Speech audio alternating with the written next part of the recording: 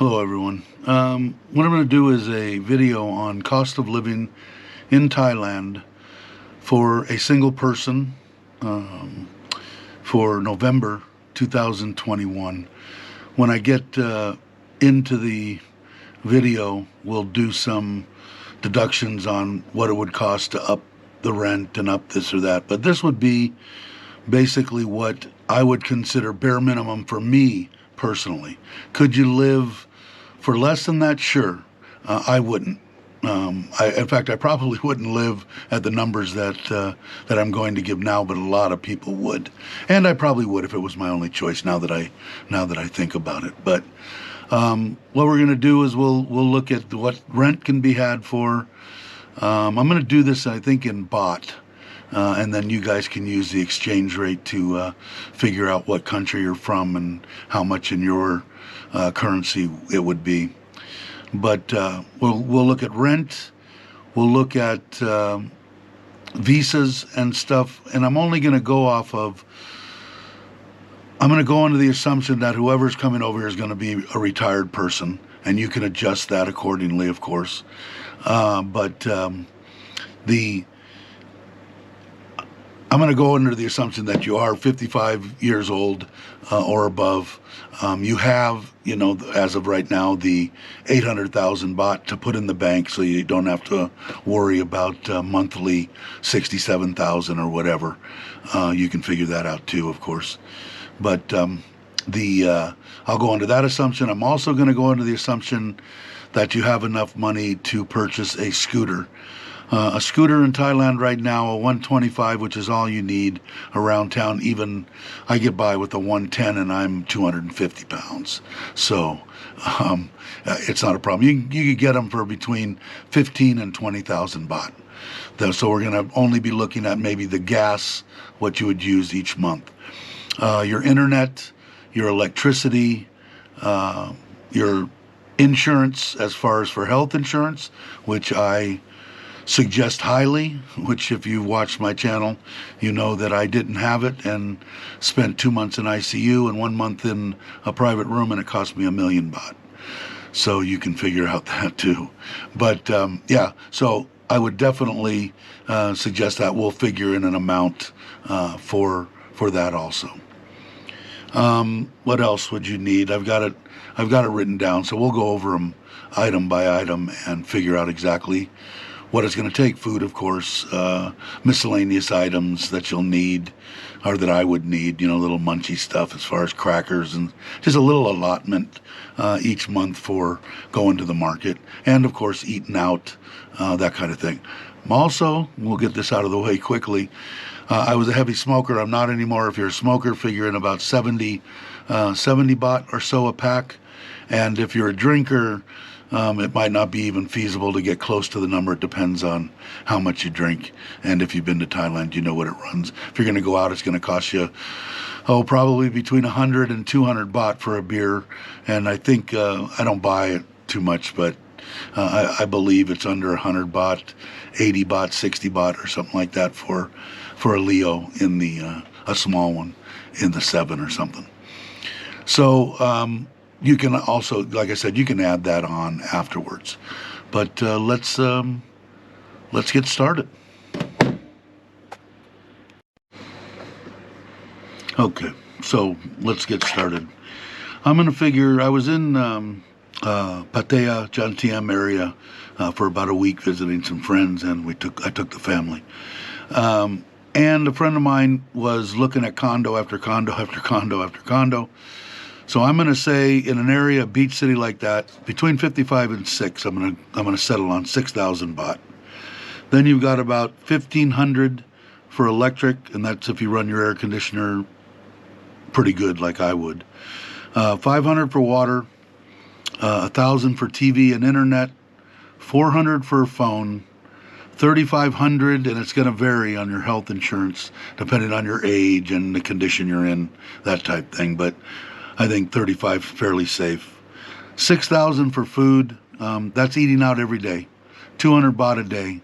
Eating Thai food, of course. Pad Thai, Kapau Mu, La Mu, stuff like that. Anyway, 40, 50 baht 60 baht dishes. And then I figured 3,000 a month for any kind of little goodies you want, milk at the house, cereal, crackers, midnight snacks, some soups and that kind of stuff. And then your visa is going to run you 1,900 to renew it each year, and gas in the scooter is going to run you about 1,000 a month, which comes out to about 25,000 baht. So I figured about 6 days at 1,500 baht extra a day for maybe going out, having a steak, spending a little bit more money, obviously, a little extra, just for the heck of it. Makes you feel better, go out and have a steak once in a while. So that's about 9 grand, which brings it up to about 36.8. And then I'm going to say I would put at least 12,000 baht a month for travel. If you're here, you're probably going to want to travel. If not, you could back that out if you wanted to, I guess. And 10,000 baht a month for savings, to throw into a savings.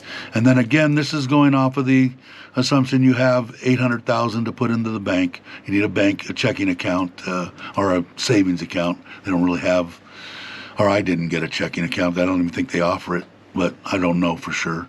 But I would, definitely got to go do that. Once you get here and once you have a semi-permanent address, you just go and get a piece of paper from immigration, as far as I know, that verifies your address, and you can go to any bank and open up a bank account. I use Bangkok Bank, and I've never had any problem with them. It's been 3 years. So that comes to like 55,000, about 1,750, between 17 and 1,800 US dollars, about 55,000 baht. And I think that that's a fairly safe number. And I think that most of the people that are going to come here are going to be able to generate that. Social Security paying, I want to say the average is right around 1,800. And then, of course, if you're a couple, you're not going to really have to double everything. You're still going to live in a one-bedroom house.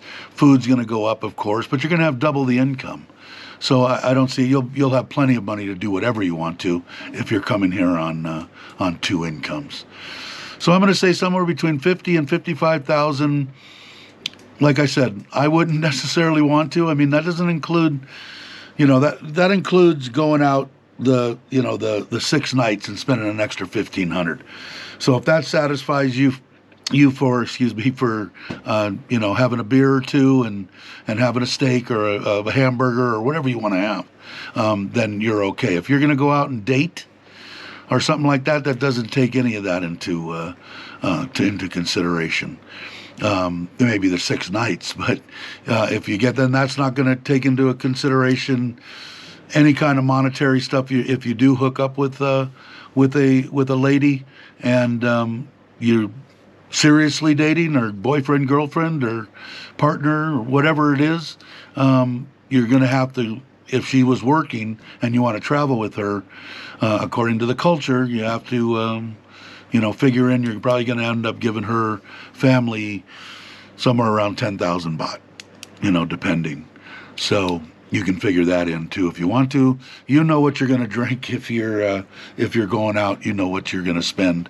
But I would say if you're not a big drinker, not a big smoker, you're here to relax. If you run into somebody, great. If not, great. Whatever. You're relaxing. I think 50,000 baht would be okay. Like I said, wouldn't be my first choice, but it would be okay. So I think that pretty much there's going to be little stuff, and you can figure in. Like I said, if you figure 55,000 baht, I think that you'll cover over any small stuff that comes up. You're going to have service on the bike and that kind of stuff. Natural and stuff that just happens. But you're going to have the 12,000 baht for travel. That could be a slush fund if you don't travel much that month, plus your 10,000 that you're putting into savings. Part of that could be some kind of a slush fund for services and stuff like that. incidentals that you don't, because you're gonna have little stuff, toothpaste. I don't need shampoo. I'm bald, so I do need a little for the beard. Conditioner, soap, dishwashing liquid, little stuff like that. But that isn't going to cost you more than $500 a month or something if you're just a regular, single guy. But I think that pretty much covers it. I would say that's pretty darn close to covering what it would take to live in Thailand. Can you live here on 1,000 baht? Yeah, if you back out everything, you'll see that you get pretty close to 1,000 baht if you take the 12,000 out, if you take the 10,000 out, if you take the 9,000 out for the nights out and stuff, you're right down around 1,200 bucks. I wouldn't push it that close, but it could be done. If you only have 1,200 bucks on a Social Security or whatever your retirement deal is, it's still better than, for me, it's still better than living in the U.S.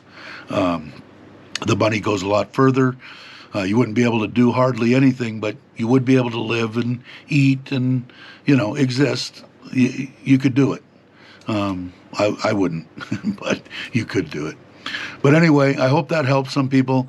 If you have individual questions or, on your particular what's going on with you, drop it in the comments or send me an email, and I'll do everything that I can to help you with a budget or a cost of living that you could, personally for you. I would try to do my best to help you. Alrighty, I will see you all later, and I will catch you on the next one.